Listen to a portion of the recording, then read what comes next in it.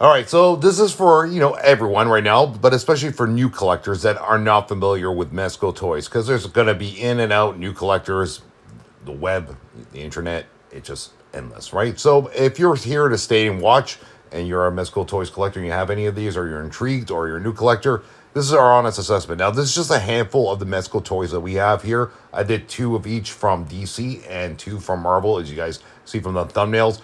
I just don't have time to put together a full out video here because I'm trying to get to the Super Bowl here, right? And get the nachos ready. But anyway, Wonder Woman. This is classic Wonder Woman. So, Mezco Toys, guys. So, here is the deal with Mezco Toys and my assessment with Mezco Toys. Again, I'm going to stay true to this. Mezco Toys figures have to be posed. They have to be, doing something. If you have them just standing there like a statue and straight, they look awkward. Also, are they perfect figures? No. But is there a perfect figure? Not really. One thing I noticed with Mezco Toys is their accessories and certain head sculpts are good. The accessories in terms of Mezco Toys are always a check mark. Their soft goods are always good. This Wonder Woman you're looking at right now, they did a really good job with everything in terms of the aesthetics and looks and the posability with her. The downfall with this one is the hands were too small. It was hard to really get them in the pegs there.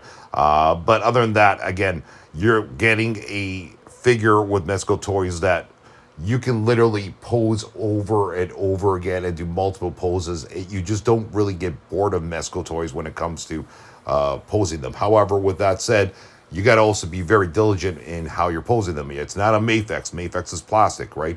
Mezco Toys uses a lot of soft goods, so you got to ensure that when you're posing them, you're delicate and gentle with them. Here's an example one. This is actually my favorite Mezco Toys of all time. I don't know what they put in this thing, some kind of sorcery from Dr. Fate, but my goodness, the tailoring on this thing is just perfect. They just like no matter what you do with it, how many times you stretch it out and pose it, it doesn't move. It does. The cloth material just stays the same. They just, like I said, they nailed it. This is, I think, their best work to date. This Dr. Fate figure here, as you see, cool accessories, wired cape here from top to bottom, just tailored absolutely perfect. I've said this before and I'll say it again. It's been a few years since the Dr. Fate came out. It's funny because if you're at the convention there or you're watching what Mezco Toys is doing with a lot of their figures on display, they have Dr. Fate up there, right? I mean, there's a reason why they have that figure up there showcasing him, because he is probably their best work. And I don't understand why Mezco Toys doesn't look at this figure and say this should be the staple, the center point for all figures. Just, again, whoever designed this one, I don't know if they're still working at Mezco Toys or not, but you better get them back, because you could tell the difference between this one and the newer ones that have come out. The older Mezco Toys, and I've spoken to a lot of Mezco Toy collectors, have said the same thing, where it's just their figures a few years ago were more snug. They were a little bit more tighter. They were a little bit more articulation. They just felt a little bit more sturdy too, as well. So hopefully they're going to be rectifying that as the years are progressing now into 2025. But again, my assessment of the two DC ones that you've seen right now with Wonder Woman and Dr. Fate, amazing. I think they did a really, really good job on these figures overall from top to bottom. And also, they always include stands with them, and their stands are very, very sturdy as well. Sometimes, like some other companies give you stands, and it's just like, oh, these not that great. It doesn't really hold up that well. Wolverine. This one is the Uncanny Wolverine. Now, a lot of people didn't like it, and a lot of people loved it. It was split down the middle. I'm one of those that are more towards I did like it. Was it a perfect figure? No. You can start seeing sometimes some of the tailoring was getting a little bit, just a tad bit looser on Mezco Toys. This is happening in 2023 now, right? So something changed there with Mezco Toys, but I figured it out. I'm like, okay, you know what? You could pose this figure, but you can't go too nuts with it. So definitely with this Wolverine figure, because, the tailoring was a little bit looser than just say Dr. Fate. I was able to basically figure out the poses that I wanted to do with them. Again, accessory-wise, load you up. Head sculpts, load you up. I think they did a really good job with this one overall. So do I recommend picking it up? Yes, I do. But again, as I've said, one thing I've noticed with the Mezco Toys over the years is the quality started not being as sharp as what it was with Dr. Fate and Wonder Woman. Like, you got to remember, Wonder Woman, I think, is from 2019. and Doctor Fate came out pretty much in 2022. So we're looking at a 3 year gap right now, and this figure came out in 2023. And I would say this is probably, I would give it about a 7.5 out of 10. Doctor Fate was a 10 out of 10. Wonder Woman was a 9 out of 10. Then things started changing with this one, Spider-Man. You look and you're like, okay, what's wrong with this one? Well, there's a lot of things wrong with it.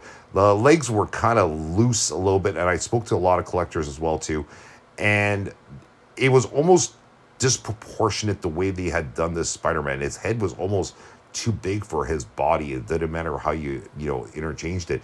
They made his body way too thin for what it was worth. I'm not saying to make him bulky like the 90s Amazing Spider-Man, but they could have done a little bit, just subtle little muscle tone around his upper torso a little bit, and his legs, like I said, were a little bit sturdy. When you went to go pose in certain poses, like you don't notice it there, but the creases around his legs started going up, right? And it's like, oh, try to put it back, and it's like, oh dear, right? And they missed that on this figure. Unfortunately, my honest assessment on this figure was it was a great disappointment for the price point as well too. Certain poses, again, it looks good, but if you're willing to spend $100 for one or two poses, you gotta stay and look at yourself and say, is that really worth it for that amount of money? If I'm spending $100+, I want to figure that at least I'm happy with in most poses.